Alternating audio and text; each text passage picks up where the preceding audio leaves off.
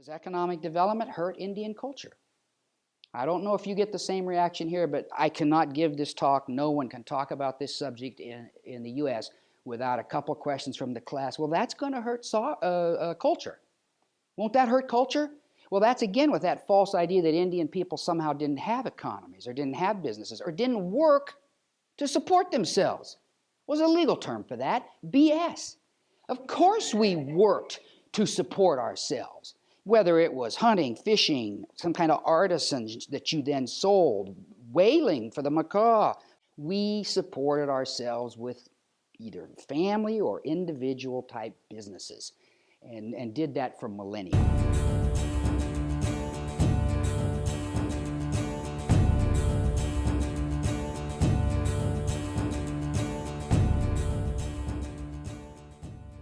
Native cultures have existed for thousands of years through, in essence, what are entrepreneurial business endeavors. It does not hurt culture to be involved in business. In fact, let me ask you just the opposite. If a reservation or a reserve is destitute in poverty, people have a shorter lifespan, people have to leave the reserve or the reservation for education or for jobs or for adequate housing, how does that help culture? Well, of course it doesn't. It does just the opposite. It's very difficult to have a strong culture if you're poor. And I was talking to people from Reconciliation Canada the other day. They were saying that reconciliation is almost impossible if people are in poverty. So entrepreneurship can help create vibrant economies in Indigenous communities, which are vital if communities are going to have the strength and the time to be able to put into their cultural events. And in fact, the two can go very much hand in hand, because in a day of globalization, the uniqueness of Aboriginal culture is marketable in an interesting kind of way. And so if it can be done in a way that's tasteful and works for the communities, the art and the dance and song are all things that can strengthen entrepreneurship, whereas entrepreneurship can provide the economic resources to make it possible for communities to have a flourishing culture in the way that they did before when they were rich. They had so many resources, which have now mostly been taken out of their hands. I found that through business, through entrepreneurial ventures, Indigenous peoples help us strengthen who they are as Indigenous peoples.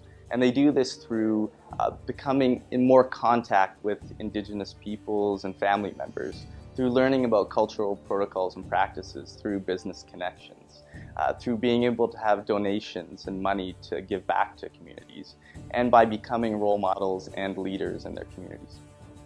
Success helps culture. So if you've got money in a community, if you've got people that are doing well, there's more time for celebration, there's more time to think about culture.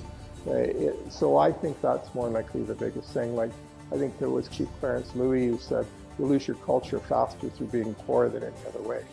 So I really believe in that. So I think success brings back pride. Pride comes with culture. There almost needs to be an education on that entrepreneurship is a part of our culture, and it's not something new. It's just something that was kind of taken away or changed with the impacts of, colonization and residential schools. There was so many things that happened. I think a lot of us forgot how it was before all these things happened. We're kind of in survival mode and just doing what we had to do. And, now that a lot of things have changed, we need to realize that being independent, accumulating wealth was a part of our culture, and it's fine to engage in entrepreneurship. And that's, that was a big part of our culture, is being able to look after yourself and your family and your community. What we see when an economy improves on reservations is that many tribal families would like to move home. And they would if there was a living wage job and adequate housing that they could access. So I think instead of hurting or even being of any negative impact on tribal cultures, economic development is exactly the opposite. It's a very positive boon for tribal cultures, as it would allow those people who want to live on their own reserve, associate with their own peoples, learn and support and study their own cultures. That's a positive all the way around.